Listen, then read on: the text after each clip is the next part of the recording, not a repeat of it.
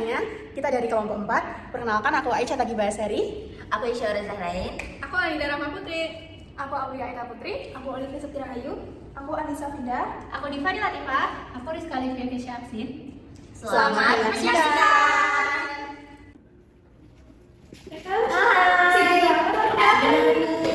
Tahu gak sih, aku lagi nyari mobil buat adikku ini mau kuliah di depan. Carinya yang second apa yang udah? Second aja, soalnya kan baru kan lumayan ya, yang harganya udah di bawah lah. Kalau buat anak kuliah, kan buat jalanan aja. Ya kan biar kelihatan hedon. Ya lumayan mas, soalnya kan jauh juga kan, lumayan lah dari Jogja ke sini tuh. Kalau misalkan naik motor agaknya bahaya gitu, jadi better mobil aja lah sekalian gitu. Ada info nggak? Ada sih, temanku tuh kemarin ngeposting mobil bekasnya dia sendiri sih, masih bagus juga. Nanti kalau kamu mau bisa lewat aku aja. Oh gitu? Iya, biar gampang aja. Nah, mobilnya apa nih kira-kira? Mobilnya tuh Avanza warna silver, ini kamu lihat-lihat aja sendiri ya. Oh boleh. Nah itu tuh kira-kira harganya gimana nih? Good deal gak? Ah, murah. Orang kan pemakaian pribadi juga, pasti juga Iya udah sih. miring harganya. Ya kalau kondisinya masih bagus berarti. Bagus, sudah aman semuanya. Kira-kira bisa tektokan lagi kapan nih? Kira-kira soal kontrak atau deal-dealan harga gitu? Apa aku harus ketemu sama yang punya atau gimana? Gak usah, lewat aku aja. Oh, gitu, Langsung. nggak apa-apa. Kalau misal besok kamu bisa nggak? Bisa boleh soalnya butuh banget sih, maksudnya kepepet gitu buat minggu Iya. depan. Jadi kayak harus dapat yang seadanya aja lah, yang penting good deal gitu. Besok aja kita ketemu di mana? Di sini lagi atau mau di mana? Boleh di sini lagi aja. Sini nanti kamu bisa bawa kontraknya atau mau gimana nanti pembayarannya gimana? Pembayarannya nanti kamu bisa transfer langsung aja ke aku, biar aku yang langsung pusat sama yang punya mobil. Oh gitu. Kalau mobilnya kira-kira gimana nih? Bisa datang atau gimana? Harus Kalau diambil? mobil gampang, nanti tinggal aku kirim aja ke rumah kamu. Oh boleh siap. Berarti besok kita ketemu lagi ya. Di sini ya, di jam yang sama aja ya. Oke siap nanti aku urusin deh buat transfernya. Oke siap. Keesokan harinya, Halo. Kabarnya udah jadi. Nih, udah jadi nih, tinggal kamu lihat aja. Kira-kira kamu setuju juga sama apa yang ada di Oh enggak dalam? lah, ini kan udah kita kan bukan. Iya. Saya mau pada bisa aja lah. Beneran? Iya, udah tinggal telepon Udah, aja iya. biar bisa langsung transfer. Soalnya besok bisa kan? Kira-kira mobilnya bisa ke rumahku. Bisa, asal udah ditransfer, besok langsung aku kirim. Oke, boleh deh. Siapa dulu yang mau tanda tangan? Aku dulu aja. Oke.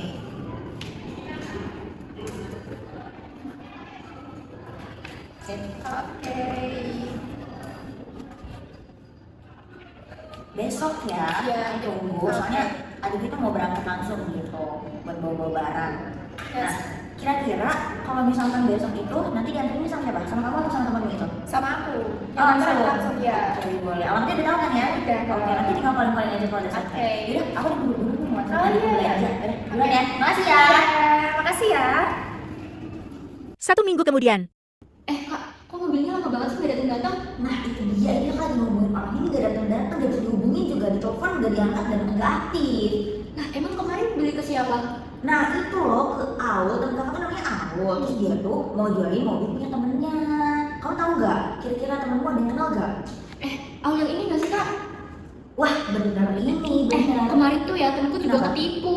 Sama Ketika ini? beli mobil ini, iya namanya Wah. Aul bener. Wah, nomor rekeningnya ini bukan? Nah, iya bener nih. Wah, kacau. Ini kakak nih transfer ke nomor rekeningnya ini.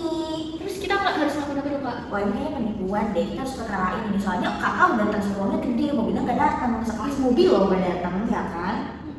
Yaudah deh, nanti kakak telepon kakak dulu yang advokat ya. Oke deh, Ya, oke. secepatnya deh, Kak. Ya. Halo, Kai. Halo, Syah. Ada apa?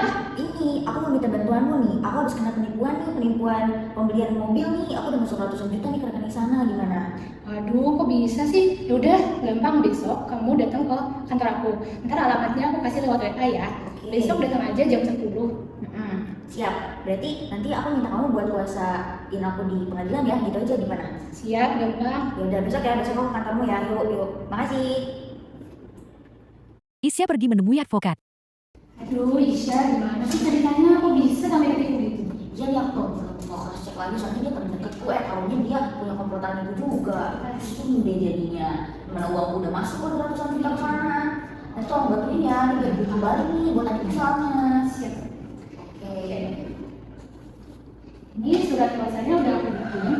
Nanti kamu kalau di cross check apakah sudah benar untuk identitas dan lain-lain. Kalau sudah benar, nanti kamu bisa tanda tangan sini ya. Oke, siap. Nah, berarti pokok perkara itu kan aku tuh nggak mesti cross check dulu kan gimana tuh kebenaran si penjual mobil ini. Aku tuh cuma kayak tekan kontrak dan nggak dibaca lagi. Terus itu akhirnya dia hilang pas udah janjian kita mau ketemuan buat mobil-mobil. Nah, ternyata dia nggak ada tuh barangnya. Dan aku tuh merasa kalau itu tuh nipu. Jadi mungkin nanti bisa dibantuin soal perjanjiannya gitu aja paling ya. Bisa. Oke, semuanya udah betul.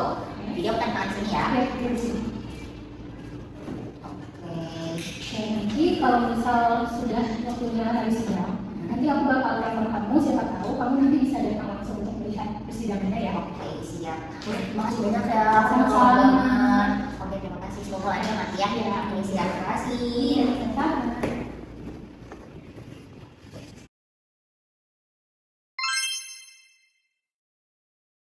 Nah, kalau kita mengalami hal yang terjadi seperti di video awal tadi, pasti muncul nih beberapa pertanyaan di pikiran kita tentang gimana sih kalau aku harus beracara di pengadilan, atau kalau aku sendiri nggak bisa datang, bisa nggak sih aku digantikan orang? Lalu siapa sih yang berhak menggantikan aku? Serta aku berhak nggak sih beracara di pengadilan itu?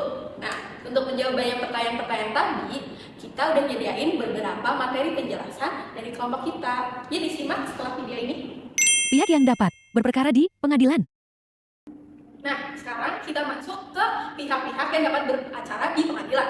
Ada 3 pihak yang dapat beracara di pengadilan. Yang pertama, itu adalah pihak material. Pihak material adalah orang-orang yang menjadi pusat dari suatu sengketa. Artinya, mereka lah yang punya kepentingan secara langsung dalam sengketa tersebut. Pihaknya itu disebut dengan penggugat dan tergugat. Orang yang bisa menjadi penggugat dan tergugat itu adalah subjek hukum. Subjek hukum sendiri dibagi jadi 2, yakni orang dengan badan hukum. Nah, sini aku akan jelasin yang termasuk ke orang dan badan hukum itu seperti apa. Kalau orang ini sendiri, nggak semua orang bisa jadi subjek hukum dalam berperkara di pengadilan. Hanya beberapa orang yang memenuhi kriteria tertentu, seperti yang dijelaskan dalam pasal 330 Junto 1330 KUH Perdata. Yang pertama, dia harus sudah dewasa. Artinya dia sudah berusia 21 tahun, atau apabila belum berusia 21 tahun tapi dia sudah menikah, nah dia juga boleh untuk beracara di pengadilan. Kemudian yang kedua, dia haruslah cakap, artinya dia tidak berada di bawah pengangguan. Dia bukan orang yang buta, dia bukan orang yang memiliki kekurangan tertentu, serta dia bukanlah seorang anak-anak. Kemudian yang selanjutnya aku akan jelasin soal badan hukum. Kalau badan hukum sendiri ini tuh ada 5. Yang pertama itu ada Peru atau perusahaan umum, kemudian ada persero, dan kemudian ada firma, kemudian ada koperasi, dan yang terakhir ada perseroan terbatas. Itulah yang dapat menjadi pihak material dalam suatu gugatan atau dalam suatu acara di pengadilan. Nah, selanjutnya itu adalah pihak formil. Siapa saja yang menjadi pihak formil atau apa itu pihak formil? Pihak formil merupakan para pihak yang mewakili pihak material untuk beracara di pengadilan. Artinya mereka lah yang nanti beracara di pengadilan. Orangnya ya tentu saja advokat atau kuasa hukum. Nah, dari pihak formil dan pihak material tadi, ada satu lagi pihak yang dapat beracara di pengadilan. Namanya pihak ketiga. Pihak ketiga ini bisa masuk beracara dalam pengadilan melalui intervensi. Intervensi sendiri adalah masuknya pihak lain selain penggugat dan tergugat ataupun pihak formil ke dalam suatu pengadilan karena dia merasa memiliki kepentingan atas putusan yang akan dijatuhkan nantinya. Nah, intervensi sendiri ini terbagi jadi 3. Yang pertama itu adalah menyertai. Yang dimaksud menyertai di sini artinya pihak yang menjadi pihak ketiga ini dia akan memihak salah satu dari baik itu penggugat maupun tergugat itu sendiri. Kemudian yang kedua itu adalah intervensi menengah. Artinya dia nggak akan memihak pada penggugat ataupun tergugat. Namun dia berdiri sendiri melawan penggugat dan tergugat karena kepentingannya terganggu atas putusan dari sengketa yang diajukan oleh penggugat. Kemudian yang ketiga itu adalah penjamin. Nah, penjamin ini pihak yang ditarik oleh tergugat untuk bertanggung jawab atau untuk menggantikan dirinya agar bisa bertanggung jawab ke si penggugat. Intinya sih dia yang menjamin kalau nanti si tergugat nggak akan ganti rugi atas apa kesalahan yang telah dia lakukan ke si penggugat.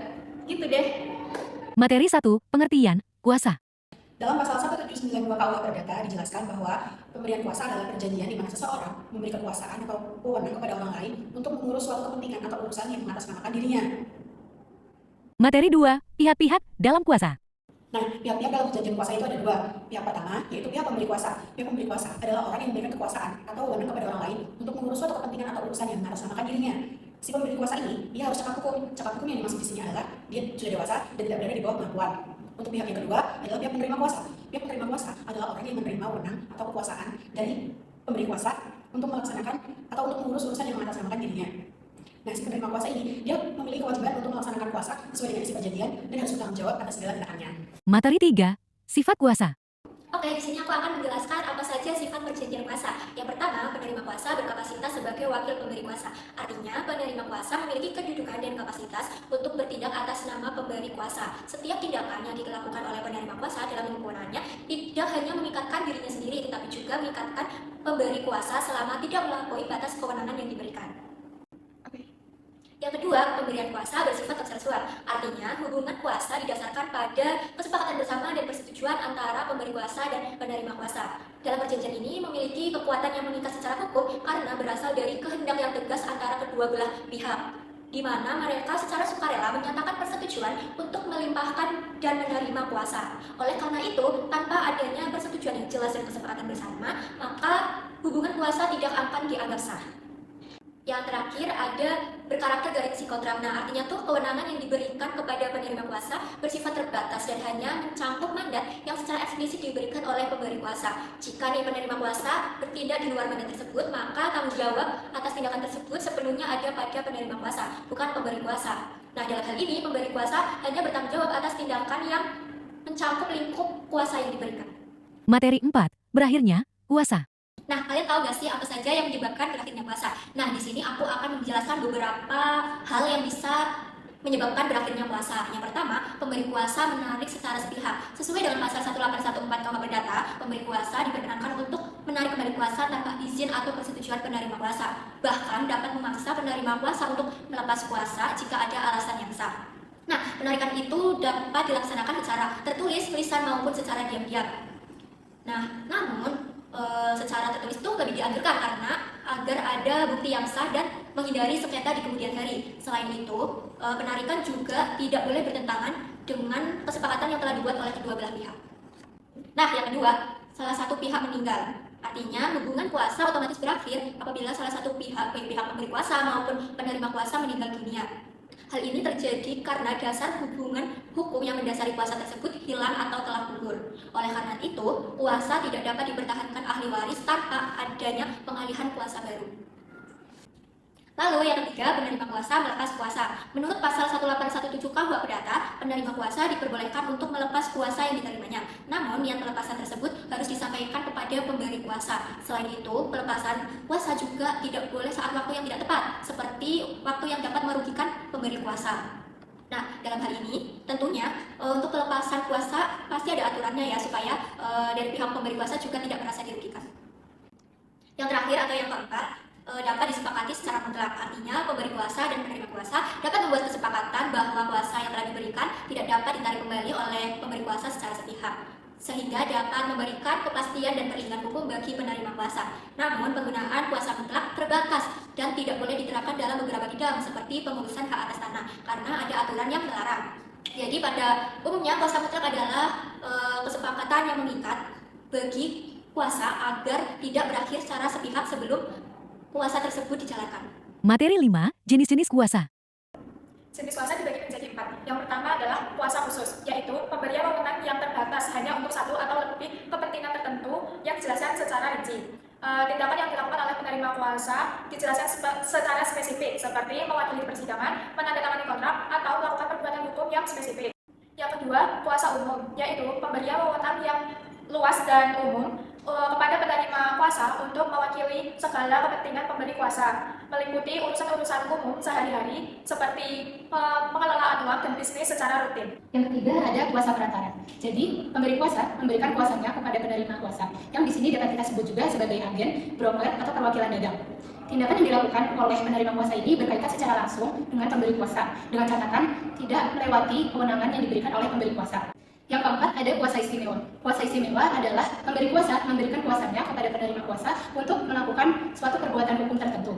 Di sini kuasa istimewa itu bersifat limitatif, artinya mengenai apa saja tindakan yang boleh dilakukan oleh penerima kuasa. Kemudian harus berbentuk akta otentik yang dikeluarkan oleh pejabat yang berwenang. Materi 6. Kuasa di pengadilan. Bentuk kuasa di pengadilan yang pertama adalah kuasa secara lisan. Kuasa disampaikan langsung secara lisan oleh para pihak perkara di hadapan majelis hukum. Jadi pihak perkara jika tidak bisa menulis atau tidak pandai menulis misalnya buta huruf. Yang kedua, surat kuasa yang ditunjuk di dalam gugatan. Kuasa yang langsung disebutkan dan ditunjuk sebagai perwakilan dalam surat gugatan yang diajukan ke pengadilan. Yang ketiga, surat kuasa khusus. Surat yang dibuat secara tertulis, jelas dan spesifik untuk memberikan wewenang kepada penerima kuasa, biasanya advokat atau pengacara, untuk melakukan tindakan hukum tertentu di pengadilan. Materi 7. Syarat kuasa. Syarat kuasa umum. Yang pertama itu kesepakatan sah antara pemberi dan penerima kuasa. Misalnya yaitu tidak ada unsur paksaan, penipuan, atau tekanan. Yang kedua yaitu pemberi kuasa cakap hukum, dewasa, minimal 18 tahun atau sudah menikah, sehat jiwa, tidak ada gangguan mental, dan dalam pengakuan hukum. Ketiga yaitu tujuan jelas dan legal, tidak melanggar hukum. Maksudnya tujuan pemberian kuasa harus spesifik dan tidak melanggar hukum. Kemudian yang keempat, identitas lengkap kedua pihak, yaitu terdiri dari nama lengkap, alamat, nomor identitas KTP atau paspor. Ini penting untuk keabsahan dan verifikasi isi dokumen. Yang kelima yaitu tanda tangan pemberi kuasa sebagai bentuk pengesahan dan persetujuan. Jika perlu, ada disaksikan oleh pihak ketiga atau notaris. Selanjutnya yang keenam yaitu tanggal dan masa berlaku dokumen ini jika ada, menentukan kapan surat kuasa mulai berlaku dan kapan berakhir. Yang ketujuh yaitu materai bila diperlukan untuk legalitas, digunakan untuk memperkuat kekuatan hukum dokumen. Selanjutnya yang terakhir yaitu isi tidak bertentangan dengan hukum atau norma yang berlaku. Ini tidak boleh mengandung perintah yang melanggar hukum, etika, dan norma sosial. Materi 8. Formulasi surat kuasa khusus. Oke, jadi selanjutnya kita akan masuk ke bagian formulasi surat kuasa khusus. Jadi dalam surat kuasa khusus itu yang pertama harus menyebutkan secara jelas dan spesifik bagaimana surat kuasa itu berperan di pengadilan. Nah, jadi di dalam ini itu surat kuasa ini terdiri dari siapa saja yang berhak menerima surat kuasa, dari si pemberi kuasa ke penerima kuasa. Lalu selanjutnya menyebutkan kompetensi relatifnya, di mana kompetensi relatif ini yang berwenang adalah pengadilan di bagian mana, entah wilayahnya itu di kota A atau kota B. Terus yang ketiga itu menyebutkan secara jelas identitas dan juga kedudukan para pihak di dalamnya. Jadi si pemberi kuasa ini sebagai apa dan juga penerima kuasa ini sebagai apa dan juga berkedudukan di mana. Terus yang selanjutnya ada menyebutkan secara konkret dan juga jelas bagaimana pokok dan juga objek sengketa yang diperkarakan di pengadilan. Misalnya objeknya itu ada tanah dan juga tempatnya itu dari mana dan bagaimana cara kita bisa mengakses ke dalamnya. Terus objeknya juga harus secara jelas ada dan bukan semacam hanya kata-kata saja. Begitu mungkin.